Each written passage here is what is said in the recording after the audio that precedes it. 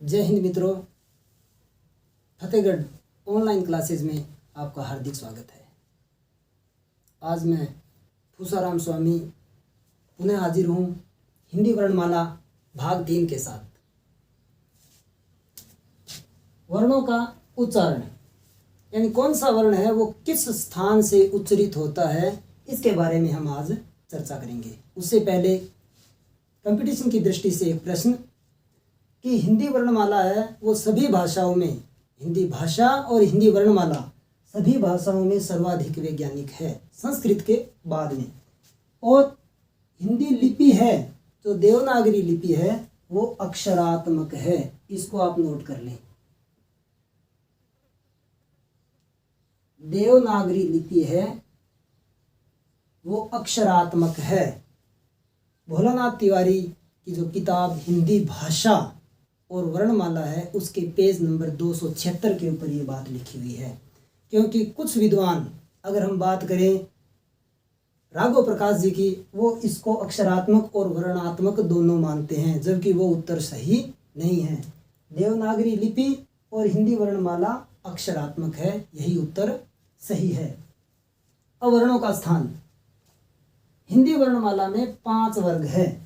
क, च, त, प, और इसमें प्रत्येक वर्ग के अंदर 5-5 वर्ण हैं। देखें, क के अंदर क, ख, ग, घ, अंग। च के अंदर च, छ, ज, झ, ञ। ट के अंदर ट, ठ, ड, ढ, ण। त, थ, द, ध, न। प, फ, ब, भ, म। यानी 5 वर्ग और प्रत्येक वर्ग में 5 वर्ण। हर वर्ग, जो पहला वर्ग है वो एक ही स्थान से उच्चरित होता है, दूसरा भी एक स्थान से, तीसरा भी एक स्थान से, चौथा भी एक स्थान से और पांचवा भी एक स्थान से उच्चरित होगा। और होंगे कैसे? यहाँ से कंठ से शुरू होती है हमारी भाषा। क, च, ट, त, प। कंठ, तालु, मूर्धा, दंत, ओष्ठ, यानी कंठ से शुरू होकर ओष्ठ पर खत्म हो जाती है। कैसे? मुख की ओर ध्यान देंगे। क, ख, ग, घ, अंग। आवाज कहाँ से आ रही है? कंठ से। कंठ के बिल्कुल थोड़ा सा ऊपर एक गुहा जैसा आकार नजर आएगा आपको, दर्पण में आप देखना, उसको हम तालु कहते हैं। तो जो च वर्ग है उसके अंदर जीवा उसकी ओर जाकर फिर आएगी।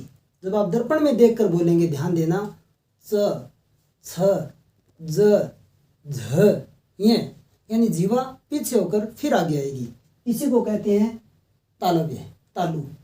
तीसरे नंबर पर जो ट वर्ग में जो जीवा बिल्कुल 90 डिग्री के कोण पर टक्कर लगाती है और उस स्थान को मूर्धा कहते हैं। एक सुराख है 90 डिग्री के कोण पर, उसी सुराख को मूर्धा कहा जाता है।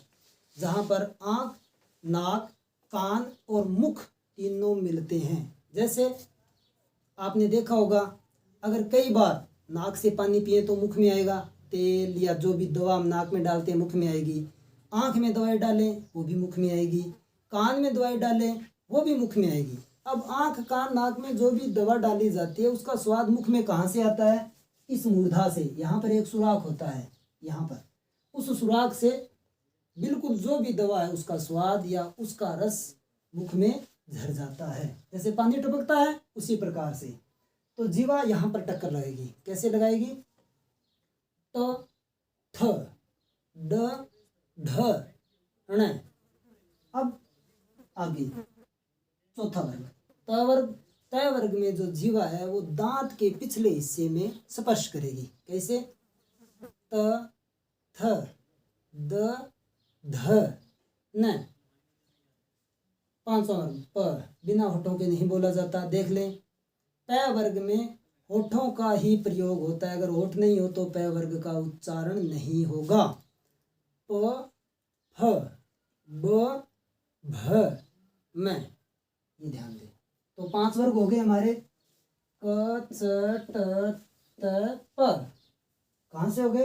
कंठ, तालु, मूर्धा, दांत, ओष्ठ। कंठ से शुरू हुआ, ओष्ठ पर खत्म हो गया। अब याद करने के लिए एक सूत्र बना लें। कतामु दाओ या कतामू दादो, कै से कंठ, ता से तालु, मुंह से मूर्धा, दा से दांत, दो में ओ की मात्रा ओष्ठ, या ये ओ रख ले, ओ की मात्रा है ओष्ठ। अब प्रयत्न के आधार पर जो उच्चारण स्थान है वो कौन कौन से, उसके बारे में हम बात करेंगे। इसी बात को थोड़ा और विस्तृत कंपटीशन की दृष्टि से हम समझेंगे, क्योंकि वर्णमाला में हमारी ये समस्या आ जाती है कि ये शय कहाँ से आ गया, कैसे आ गया, याद करते रहते हैं लेकिन रटते, जब भी रटते हैं फिर भूल जाते हैं कौन सा कहाँ आएगा। अब इसको सीक्वेंस से हम कैसे याद करें ताकि स्थायी याद हो जाए, उसका तरीका हम समझेंगे। सबसे पहले परिभाषा, हिंदी व्यंजन 33 जो ध्वनियाँ स्वरों की मदद से बोली जाती है व्यंजन कहलाती है। दूसरी परिभाषा, अर्थात जो ध्वनियाँ स्वतंत्र रूप से उच्चरित नहीं हो पाती या नहीं होती है उन्हें व्यंजन कहते हैं। तीसरा प्रश्न, उच्चारण स्थान के आधार पर हिंदी व्यंजनों के कितने प्रकार हैं? तो उच्चारण स्थान के आधार पर हिंदी व्यंजनों के 10 प्रकार है। ये 10 प्रकार आपको एज इट इज याद रखने हैं। रीट परीक्षा में चाहे फर्स्ट लेवल हो चाहे सेकंड लेवल हो, और एसआई परीक्षा में ये बहुत ही ज़्यादा महत्वपूर्ण टॉपिक है। REET, CTET, HTET, PTET, जो भी आप जिस भी परीक्षा की तैयारी कर रहे हो उसमें ये महत्वपूर्ण बिंदु है। पहला कंठ है, पहला वर्ग, क ख ग घ अंग, तालव्य, च छ ज झ ञ, मूर्धन्य, ट ठ ड ढ ण, दंत्य, त थ द ध न, ओष्ठ्य, प फ ब भ म। अब उसके बाद में, इसके बाद में लाइन आती है, छठी लाइन ये र ल व। अब ये वहीं पर आएगा जहां पर ये आएगा, ये का ये मित्र है, तो देखें ये कहाँ पर है, ये यहाँ पर आ गया। ये यहाँ से शुरू करेंगे और ऊपर से नीचे लिख देंगे, ये र ल व। आप इस सारणी को इसी प्रकार से लिखेंगे जिस प्रकार मैं बता रहा हूं। अब उसके बाद में सातवीं लाइन, श श स है। श छ का मित्र है, जिस लाइन में छ है उस लाइन में श आएगा, तो वही श को यहाँ रखते हुए इसको नीचे रख दें, श श स है को ऊपर ले जाओ। अब आगे हमारे 33 व्यंजन पूर्ण हो चुके हैं। व्यंजनों के बाद में फिर आगे छठा बिंदु है हमारा वर्त्स्य। वर्त्स्य का अर्थ होता है मसूड़ा।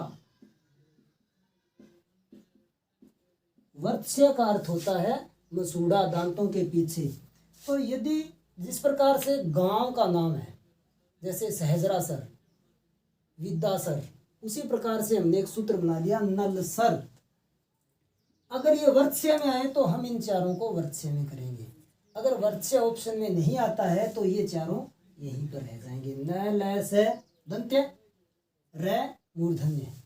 लेकिन वर्त्स्य आ जाए तो ये अपनी जगह से उठकर यहाँ पर आ जाएंगे। उसके बाद में फिर सातवां बिंदु है कंठ तालु। कंठ तालु के बारे में ए आई, कंठ और तालु। अब बात करें स्वरों की।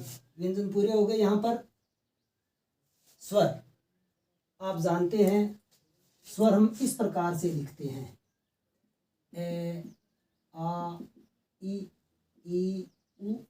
उ री ए आई ओ औ, इसी प्रकार से लिखते हैं। तो हम इसी क्रम में चलेंगे। कैसे?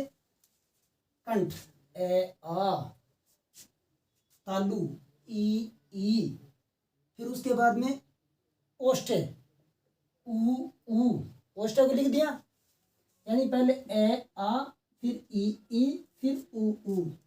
कंठ तालु पहला भर दिया, दूसरा भर दिया, उसका में तीसरा चौथा छोड़ दिया और पांचवें के अंदर उ लिख दिया।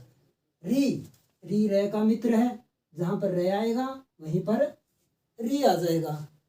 तो बागे ए आ ई उ, देखें उ और ए आ आपके याद हो जाएगा, समझ में आ जाएगा। ई वैसे याद कर लेना। री रे उ और री के बाद में फिर शुरू हो गया ए आई। तो ए आई कंठ तालु, ओ औ कंठोष्ठ। फिर दो वर्ग और, कई बार ये आ जाता है साथ में ही भी वह दंत ओष्ठ है या ओष्ठ है, उस समय हम इसको करेंगे 1 नंबर। जैसे ये 1 नंबर है, जो गोले हैं वो ये 1 नंबर है चारों, और जो गोले में आया वो 2 नंबर है। उसी प्रकार से वह 1 नंबर है, वह 1 नंबर है। अगर वह में आ जाए दंतोष्ठ है तो दंतोष्ठ करेंगे, दंतोष्ठ नहीं हो तो हम वह को ओष्ठ में लेकर आएंगे। उसी प्रकार से है में यदि अलीजीवा आए तो हम अलीजीवा करेंगे, अगर अलीजीवा नहीं आए तो हम इसको कंठे करेंगे। इस कारण इस सारणी में हमने इसको साथ में रखा है। तो मित्रों, सबसे पहले आप ये 10 नाम याद कर लें। नाम याद करने के बाद में यहाँ तक इसको पहले भर लें, यहाँ तक भरने के बाद में ये लाइन, फिर ये लाइन, उसके बाद में स्वर उतार लें। स्वर उतारने के बाद में अंत में ये दोनों व और है उन्हें लिख लें। सूत्र है इसका कतामू दाओ वक दंत अली, कतामू दाओ वक दंत अली। सबसे पहले हमें ये याद रहने चाहिए। आपका दिन शुभ हो। धन्यवाद। जय हिंद।